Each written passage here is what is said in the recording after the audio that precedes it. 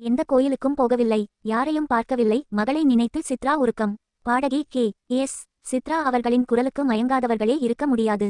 எப்போதும் சிரித்த முகத்தோடு காணப்படும் அவருக்குள் இவ்வளவு பெரிய சோகம் ஒளிந்திருக்கிறதா என பார்க்கும் வகையில் ஒரு உருக்கமான பேட்டி தற்போது வெளியாகியுள்ளது. தனது மகளின் இழப்பிற்கு பிறகு அவர் சந்தித்த மனப்போராட்டங்கள் குறித்து பேசியுள்ளார். கடந்த 40 ஆண்டுகளுக்கும் மேலாக பல்லாயிரக்கணக்கான பாடல்களை பாடி பத்ம விபூஷன் வரை பல விருதுகளை குவித்தவர் சித்ரா. இவருக்கும் இவரது கணவர் விஜய் சங்கருக்கும் நீண்ட காத்திருப்பிற்கு பிறகு 2002 இல் பிறந்தவர் தான் மகள் நந்தனா. ஆனால் 2011 இல் துபாயில் நடந்த அந்த விபத்து சித்ராவின் வாழ்க்கையையே புரட்டி போட்டது. நீச்சல் குளத்தில் தவறி விழுந்து நந்தனா உயிரிழந்த செய்தி கேட்டு ஒட்டுமொத்த திரையுலகமே அதிர்ச்சியில் உறைந்தது. இந்த இழப்பை தாங்க முடியாத சித்ரா நீண்ட காலம் யாரிடமும் பேசாமல் தனிமையில் இருந்துள்ளார். இது குறித்து அவர் கூறுகையில், மகளின் இழப்பிற்கு பிறகு எந்த கோயிலுக்கும் போகக்கூடாது, யாரையும் பார்க்கக்கூடாது என்று இருந்தேன். நான் என்ன தப்பு செய்தேன்? யாரையாவது காயப்படுத்தினேனா? ரியாலிட்டி ஷோவில் குழந்தைகளை திட்டியது சாபமாகிவிட்டதோ என்றெல்லாம் தனக்குள் புழுங்கியதாக உருக்கமாக தெரிவித்துள்ளார்.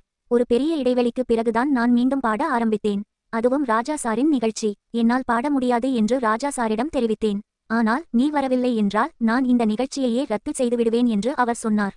அந்த நேரத்தில் அவருடைய மனைவி இறந்து 3 மாதங்கள்தான் ஆகியிருந்தது. என் கூட 33 வருஷம் வாழ்ந்தவங்க போயிட்டாங்க, நான் நிகழ்ச்சிக்கு வரலையா?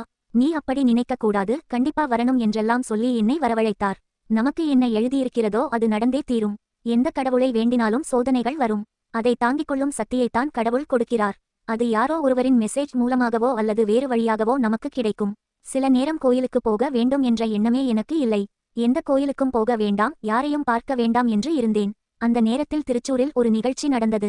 தங்குவதற்காக ரூம் தேடியபோது அது குருவாயூர் கோயில் நடைக்கு அருகில் அமைந்தது. பகவான் என்னை மீண்டும் அழைப்பதாகவே எனக்கு தோன்றியது. அன்று நான் கோயிலுக்கு போனேன். நீண்ட நேரம் அழுதுவிட்டு திரும்பி வந்தேன் என்றார். திறமையான ஒரு கலைஞரின் தனிப்பட்ட வாழ்க்கையில் இவ்வளவு பெரிய வலி இருக்கிறது என்பது யாராலும் ஜீரணிக்க முடியாத ஒன்று. மகளின் நினைவுகளோடு இன்றும் வாழ்ந்து வரும் சின்னக்குயில் சித்ரா இன்னும் பல சாதனைகள் புரிய வேண்டும் என்பதே ரசிகர்களாகிய நமது விருப்பம். இந்த தகவல் குறித்து உங்கள் கருத்துக்களை கமெண்டில் சொல்லுங்கள்.